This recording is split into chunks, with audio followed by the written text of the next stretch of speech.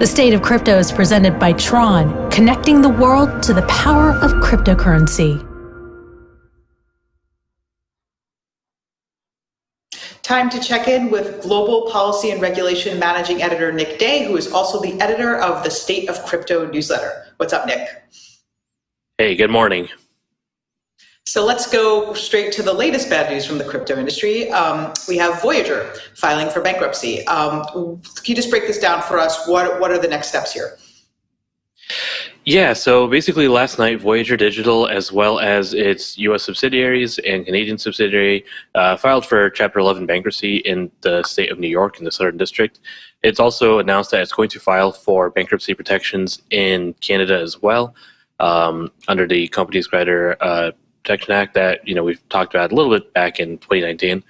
And yeah, now the company says it's going to try and reorganize to a place where it can support withdrawals and customer funds. It says that it has over 100,000 creditors, somewhere between $1 and $10 billion in assets, but also somewhere between $1 and $10 billion in liabilities. It did provide a breakdown of what it has in terms of assets. It's got something like 110 million cash on hand. A lot of its funds are in crypto or at in this Metropolitan Commercial Bank account, but it did not break down what the liabilities are beyond the fact that it's owed $650 million from 3 Arrows Capital. Do we have any idea, Nick, how long this process is going to work out? I mean, you've got obviously secured creditors who are first in line, and then you can have all the unsecured creditors, and they're going to have to wait until all of that stuff gets worked out. Yeah, we have, honestly, it could take any amount of time at this point. This is, I think, not novel ground, but it is, relatively uncommon in crypto to see, companies trying to go through this whole process. It's probably going to take a while. Even before we get to the actual, court stuff, Voyager is trying to work with Metropolitan Commercial Bank to try and figure out just what it has. And it is worth noting, I think, that that Voyager has pointed, repeatedly, including last night in a statement after the bankruptcy filing was made public, that 3 Arrows Capital has $650 million of its assets. Now, just weeks ago, Alameda Research, the Sam Bankman-Fried research company, loaned it up to $500 million through a credit line for $200 million and a little over $300 million in Bitcoin. And basically, what they seem to be implying here is that this $500 million is not enough to cover the $650 million shortfall for an extended period of time.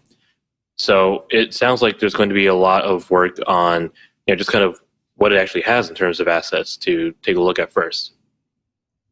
And Nick, what do you think is the signal this sends to regulators, and what do you think the regulatory response will be?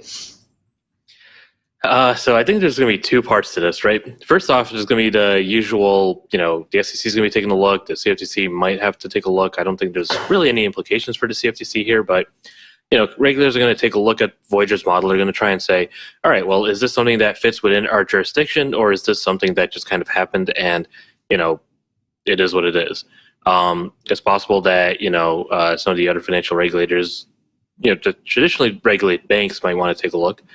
But the other thing that really kind of stood out is there's been a lot of discussion over the last couple of days about what exactly Voyager meant when it said that its customer accounts were protected by FDIC insurance. Now, FDIC insurance protects bank accounts from bank failure. So we mentioned before that Metropolitan Commercial Bank is Voyager's bank. If Metropolitan collapsed, then up to $250,000 of Voyager's funds held at Metropolitan would be protected by FDIC insurance. That's not what happened. Voyager is here, the one collapsing. And as far as I can tell, there's absolutely zero guarantee that any customer funds will be protected by FDIC insurance. Yet, Voyager appears to have marketed its deposit funds or deposit accounts by saying, hey, yeah, you give us money and it'll be protected against failure. So I imagine the FDIC is going to want to take a look at this. There could be, further implications, further action from this, because this is frankly, it appears to be misleading at best, misleading marketing at best.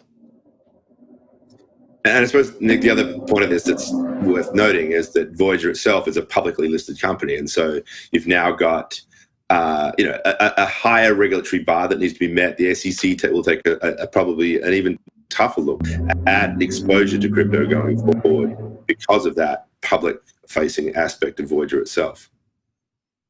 Yeah, absolutely. And as you said, Voyager is publicly listed, so it's listed in Canada. So I imagine Canadian securities regulators are going to be taking a really close look at this and saying, hey, maybe this is not a company that should be publicly listed, or might have to impose sanctions because, again, if this is as misleading as it appears on first blush, then that is a material misstatement.